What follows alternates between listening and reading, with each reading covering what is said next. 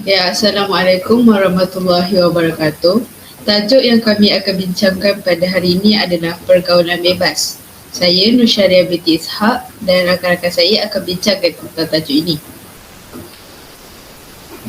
Saya Zulaika binti Muhammad Ismail.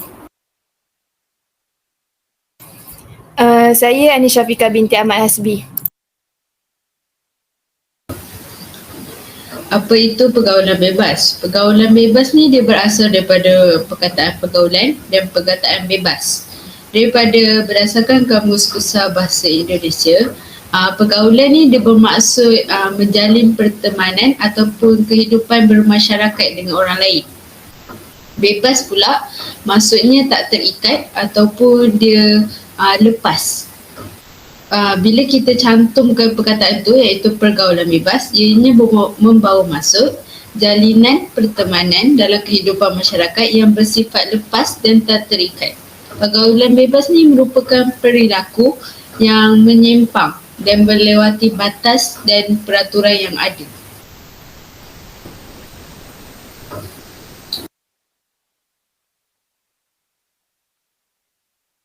Baiklah, seterusnya kita akan tengok apakah faktor-faktor yang menjadikan sesuatu pergaulan tu bebas. Pergaulan tu bebas. Okey, faktor yang pertama adalah keluarga. Penjagaan yang terlalu mudah menghukum. Maksudnya dekat sini ibu bapa yang cepat untuk menghukum anak-anak. Kalau diorang buat salah, cepat untuk menghukum. So anak-anak akan rasa tak selesa dengan keluarga macam tu. Yang kedua adalah tiada masa untuk anak. Kalau ibu bapa yang selalu sibuk dan tak ada masa untuk anak-anak ni pun, anak-anak akan selalu keluar kan. So kat situlah jadinya pergaulan bebas. Okey, yang kedua adalah pengaruh media sosial. Remaja terdedah dan mudah terpengaruh.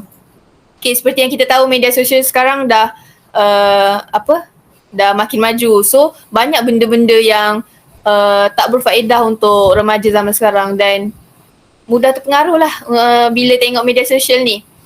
Dan akhir sekali adalah rakan sebaya.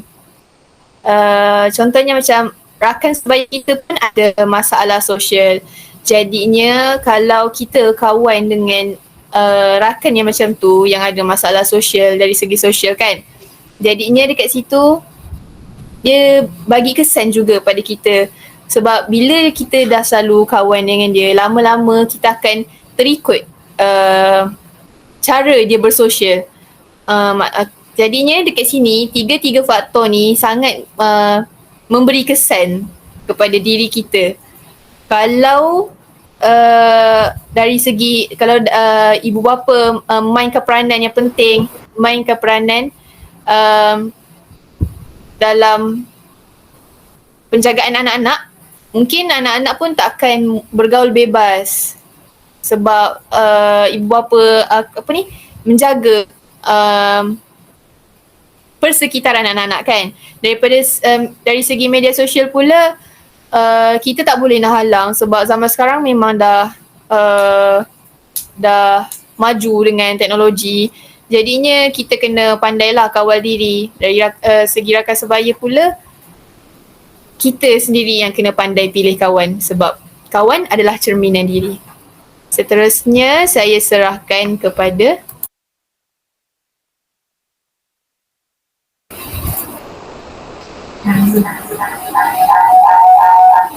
Okay, seterusnya kita akan membincangkan tentang kesan buruk daripada pergaulan bebas di antara lelaki dan perempuan yang bukan mahram. Antara kesan buruk daripada pergaulan bebas ni adalah keruntuhan akhlak. Seperti yang kita tahu, akhlak ni merupakan peribadi dan cermin diri bagi seorang individu.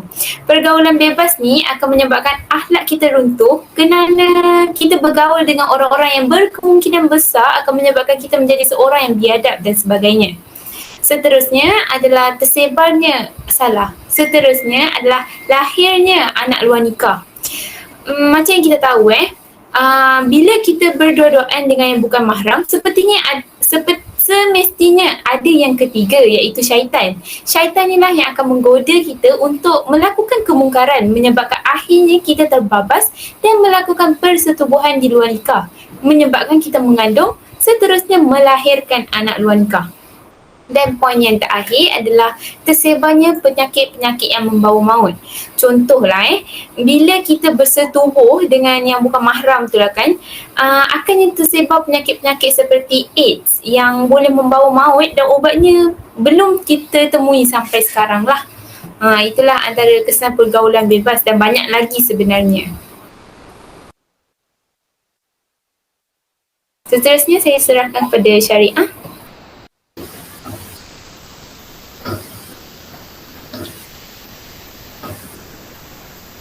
Baiklah, seterusnya saya akan terangkan tentang contoh pergaulan bebas.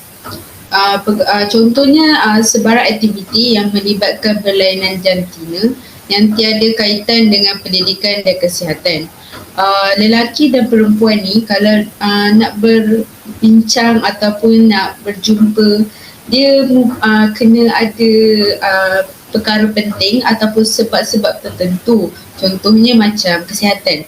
Kesihatan ni mungkin perbualan kita dengan doktor ataupun mungkin nak bincang tentang masalah-masalah dengan pakar perubatan, tentang kita punya appointment ke, tentang kita punya rawatan diri yang kita sentiasa perlu follow up setiap hari. Seterusnya pendidikan. Pendidikan ni contohnya macam kita punya perbualan dengan guru, perbualan dengan rakan-rakan, mungkin dalam berkumpulan kita nak berbincang.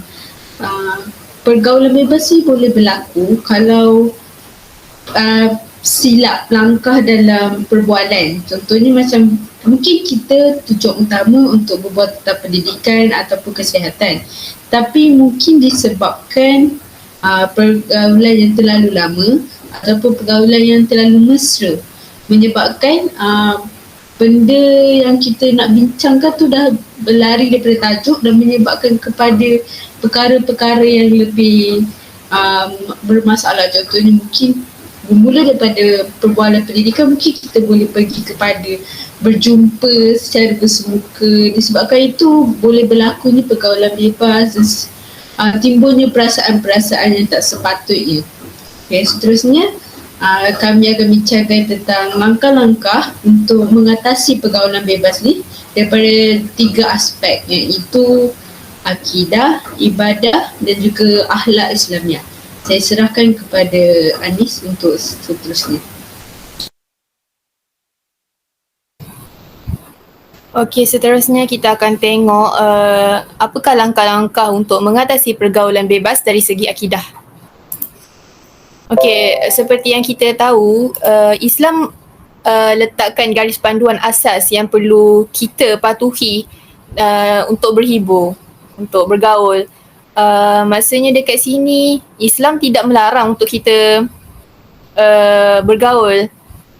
Islam tak menyekat segala untuk kebebasan untuk kita. Tapi agama Islam ni dia lebih kepada untuk mengawal dan mendidik kita supaya tidak berlaku benda-benda buruk macam kesan-kesan buruk tadi tu. Jadi langkah yang pertama adalah menerapkan ajaran Islam. Menerapkan ajaran Islam ni sudah semestinya bermula daripada rumah. Maksudnya dekat sini, ibu bapa lah yang akan menerapkan ajaran Islam tu dalam diri anak-anak dari kecil. Sebab kalau ibu bapa ni nak terapkan, baru nak ajar solat, baru nak ajar cara bergaul, semua tu bila anak-anak dah besar, benda tu akan jadi susah. Sebab masa tu anak-anak dah besar, dah lihat, dah susah nak dengar cakap ibu bapa. Jadinya ibu bapa perlu terapkan ajaran Islam dari mereka kecil lagi, supaya bila besar tak jadi benda-benda macam ni. Macam tu. Seterusnya kita tengok langkah kedua, iaitu memperkasakan akidah. Memperkasakan akidah. Diri kita sendiri kena tanam rasa cinta dan kasih sayang kepada Allah dan Rasulnya, dan kita pun kena patuh segala perintah dan larangan yang dah ditetapkan dalam Al-Quran. Sebab dengan cara ni, bila kita memperkasakan akidah, kita ikut segala perintah dan larangan yang dah ditetapkan, kita takkan terpesong ke arah lain. Maksudnya bila kita dah patuh segala perintah, kita tahu apa had-had, apa batas bila kita nak bergaul. Seperti yang macam kawan saya cakap, bila je kita boleh bergaul dengan orang kan.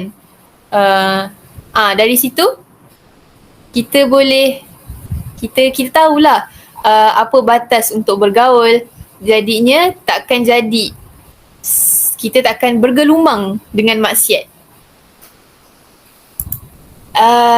Akhir sekali adalah memperkuat kuasakan ajaran Islam di dalam negara kita, Malaysia. Sebab Malaysia kan negara Islam. Jadinya pihak-pihak tertentulah, pihak-pihak berwajib perlu kuat-kuasakan ajaran Islam. Maksudnya dekat sini, kalau tadi ibu bapa dah kalau tadi dah tanggungjawab ibu bapa untuk terapkan ajaran Islam dalam diri anak-anak, sekarang tanggungjawab pihak-pihak tertentu untuk kuat-kuasakan ajaran Islam kat negara kita ni. Macam mana contohnya, pihak-pihak berwajib ni perlulah untuk cegah konsep-konsep hiburan yang melalaikan umat Islam. Contoh macam klub, pusat-pusat hiburan, macam banyaklah kan, banyak sangat. Memanglah kedai-kedai tu macam untuk orang bukan Islam, tapi ada je kan orang Islam yang pergi juga kat tempat-tempat macam tu. Jadinya dekat sini pihak berwajib lah perlu cegah benda-benda macam tu supaya umat Islam tidak terjebak dalam benda-benda macam tu.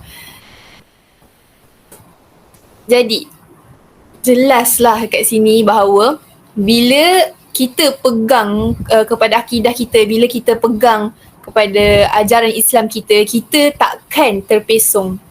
Sebab bila kita percaya pada sesuatu, pegang teguh dengan, kita ada pendirian yang teguh, kita percaya dengan Islam, kita pegang teguh dengan agama Islam, kita takkan mudah untuk terpengaruh, mudah untuk terpesong.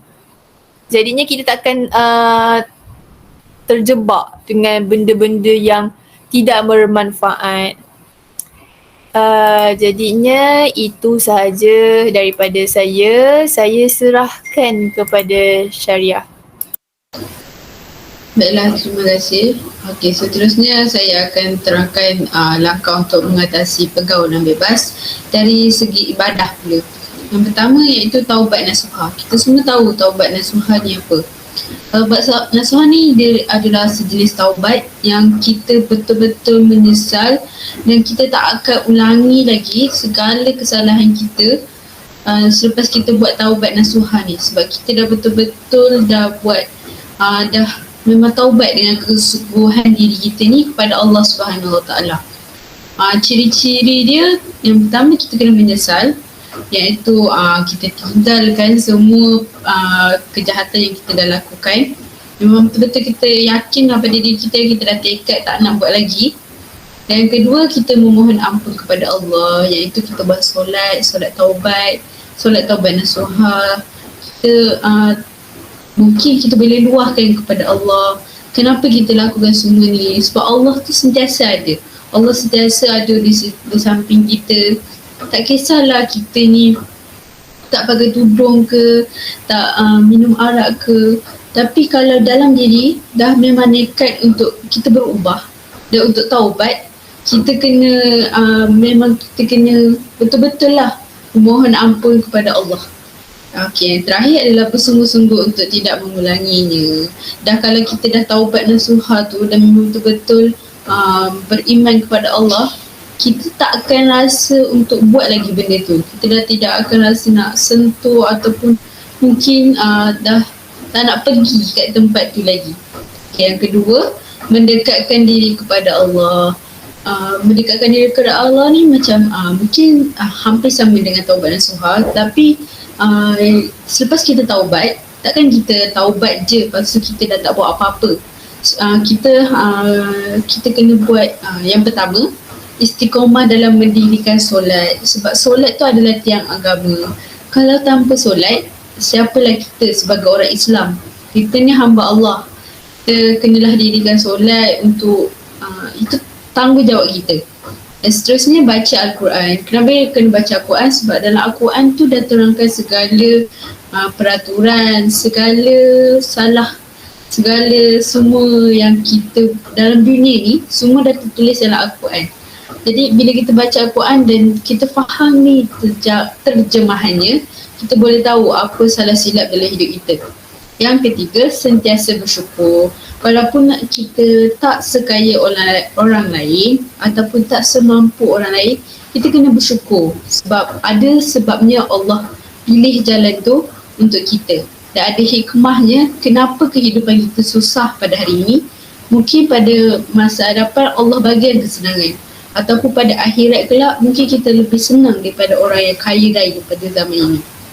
Yang seterusnya, kita kena ingatkan diri dengan kematian dan akhirat. Itu cara kita mendekatkan diri dengan Allah.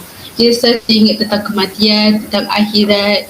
Apa amalan kita ni cukup ke untuk kita bawa kepada akhirat kelak? Kita dah bersedia ke untuk hadapi kematian dengan amal dan ibadat kita pada zaman sekarang ni? Yang terakhir adalah mengamalkan sunnah Rasulullah. Antara sunnah Rasulullah adalah kita mengucap salam kepada orang lain. Itu kita dah tahulah, itu memang sentiasa kita lakukan. Yang kedua, amalan berzikir. Berzikir ni boleh membantu kita menghapuskan dosa. Amalan berzikir ni juga merupakan perkara biasa untuk Nabi Muhammad. Lidah Nabi Muhammad ni dia tak lekang memuji nama-nama Allah yang indah, tidak mengira waktu. Rasulullah yang telah dijanjikan syurga pun dah sentiasa berzikir kepada Allah. Apatah kita yang hanya umat biasa yang sentiasa melakukan dosa pun tak berzikir kepada Allah setiap hari. Zikir ni tak kira waktu, kita boleh buat bila-bila, setiap masa tu kita boleh buat. Biasanya buat selepas solat ataupun mungkin waktu hujan kita boleh buat untuk lebih mustajab. Okey, itu saja untuk saya punya penerangan. Seterusnya saya serahkan kepada Zulaika.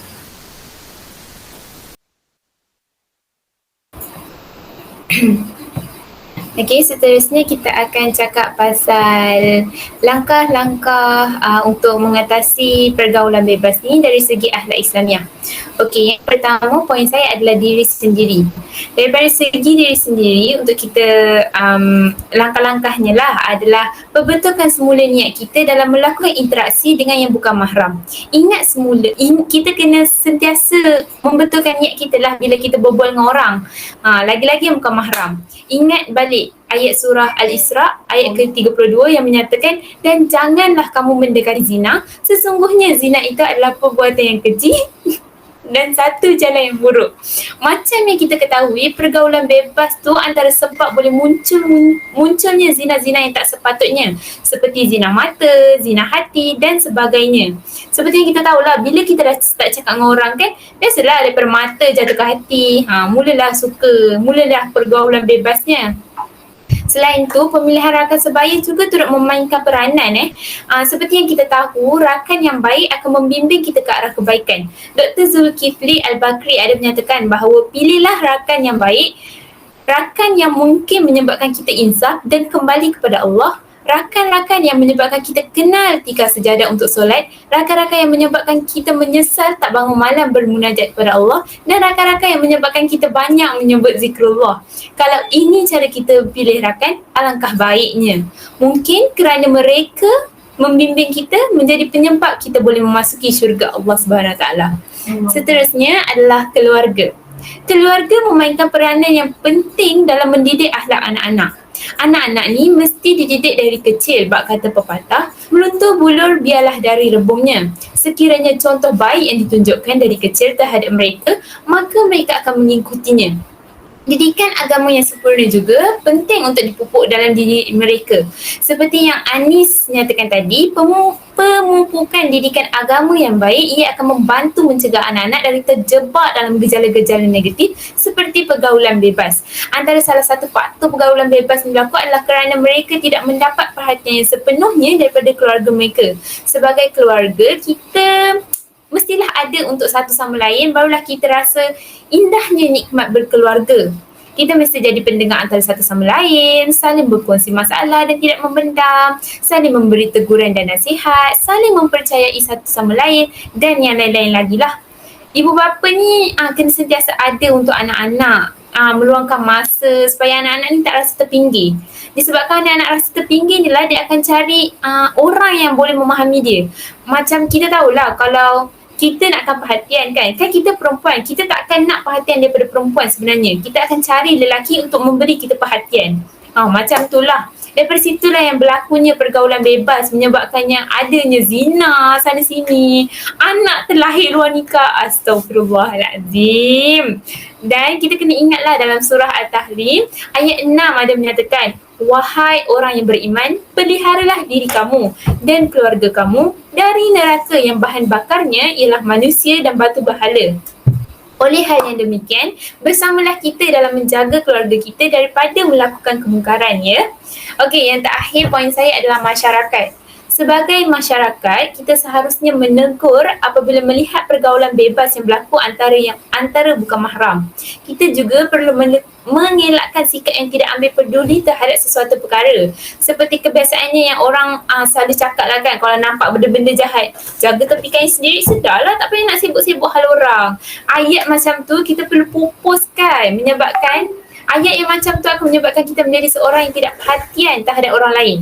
Masyarakat ni dia bertanggungjawab tau dalam melakukan amal makruf nahi mungkar, iaitu mengajak ke arah kebaikan dan mencegah daripada melakukan kemungkaran. Tak kira lah jiran tetangga ke, ibu bapa ke, peniaga-peniaga ke, kita ni semua merupakan kelompok masyarakat yang bertanggungjawab dalam menegur dan menunjukkan teladan yang baik untuk orang sekeliling kita mengikutilah. Dengan tu pergaulan bebas ni dapatlah dielakkan ya. Itu saja poin saya untuk akhlak Islamnya.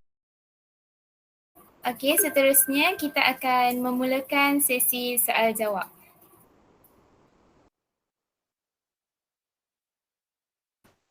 Saya Fatin Rawa. Saya ada soalan untuk para pembentang, iaitu soalan saya. Pada pendapat anda, apakah punca utama pergaulan bebas untuk remaja pada masa kini? Okey, terima kasih kepada Fatin atas soalan tersebut. Okey, untuk soalan tu, pada pendapat saya, punca utama pergaulan bebas pada masa kini adalah diri kita sendiri. Bila diri kita bermasalah, benda-benda macam ni akan terjadi. Maksudnya, contohlah kan, kita tengok tadi faktor-faktor pergaulan bebas ni, ibu bapa, dari segi pengaruh media sosial kan. Maksudnya dari situ, bila kita tak pandai kawal diri kita, tak pandai nak emosi, tak pandai nak kawal diri kita, jadi kita akan terjebak dalam pergaulan bebas ni. Maksudnya dekat sini, punca utamanya adalah diri kita sendiri. Jadi kita kena pandailah kawal diri kita. Kita kena tahu mana baik, mana buruk. Kita kena pandai bawa diri. Dan punca utama pergaulan bebas ni juga adalah media sosial. Contoh ni, apps. Zaman sekarang kan ada banyak apps yang untuk cari jodoh lah kan. Banyak kan apps. Contoh macam Leadmatch, Omi kan. Semua orang tahu kan apps-apps macam tu. So apps-apps macam tu lah yang menjadi punca utama pergaulan bebas. Sebab kita tak kenal pun dengan siapa yang kita bercakap dalam talian tu. Bila kita dah mula terjebak dalam benda tu, nanti dia akan melarat. Jadinya dari situ akan akan datang banyak lagi masalah bila kita dah mula dengan benda-benda macam tu. So saya rasa itu je jawapan saya. Dua punca utama, diri sendiri dengan media sosial yang banyak sangat apps. Itu saja daripada saya. Saya harap jawapan saya menjawab soalan. Terima kasih.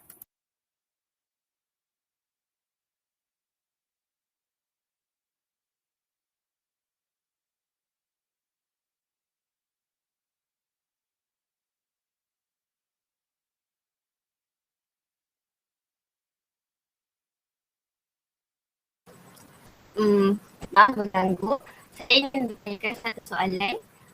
Seperti yang kita ketahui, untuk istiqomah dalam melakukan sesuatu kebaikan itu banyak halangannya. Pada pendapat anda, apakah cara yang boleh kita lakukan untuk istiqomah dalam menjaga pergaulan kita dengan yang bukan mahram?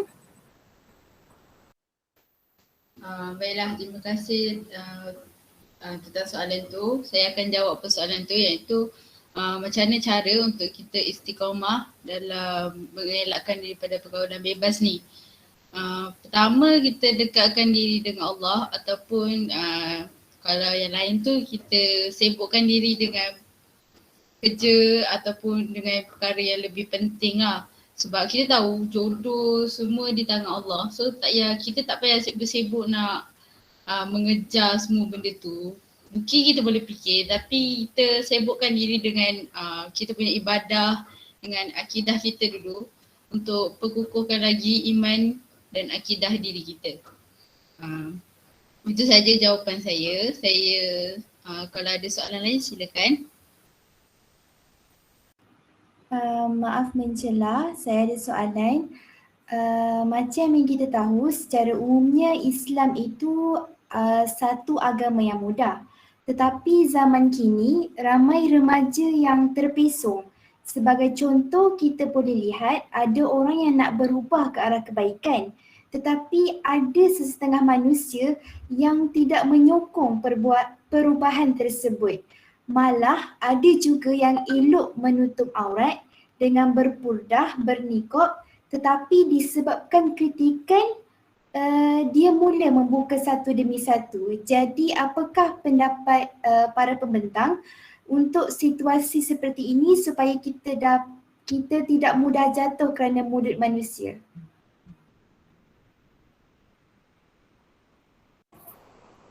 Soalan yang cukup menarik untuk didengari. Okey. Bagi saya lah kan, pendapat saya, mulut manusia ni memang kita tak boleh nak tutup lah walau apa pun yang terjadi kan. Takkan kita nak suruh dia diam pula kan. Walaupun kita suruh dia diam sekalipun, dia memang tak akan diam. Dia memang akan bercakap je. Itulah fungsi mulut. Melainkan lah kalau dia ni bisu ke, dia ni dijemput ilahi ke, barulah mulut dia tu akan tertutup diam lah orang kata. Tapi pada saya lah kan, untuk mengelakkan saya daripada terus jatuh daripada kritikan orang lain, saya selalu gunakan satu ayat motivasi ni lah untuk membangkitkan diri saya bila saya jatuh. Okey, ayat dia macam ni. Butakan mata, pekakkan telinga dan terus berjalan. Dengan kita ada ayat motivasi macam ni, kita dapatlah menaikkan balik kita punya semangat, keyakinan untuk terus mara ke hadapan. Sebab setiap perkara yang berlaku, setiap perkara yang kita buat ni mesti akan ada nampak buruknya lah di mata sesetengah orang. Tu memang kita tak nak mengelakkan lah. Oleh hal yang demikian, biarkan apa yang orang nak kata, teruskan perjuangan kita lah, tanpa rasa rendah diri ataupun sebagainya lah. Harapnya jawapan saya ni menjawablah pertanyaan penyoal kita sebentar tadi. Next slide. Okay, kita dah sampai di penghujung pembentangan kita pada hari ini. Yang sekian, terima kasih. Yang baik itu datang daripada Allah dan yang buruk itu datangnya disebabkan kelemahan kami sendiri sebagai hamba Allah Subhanahu Wa Taala. Okay, terima kasih.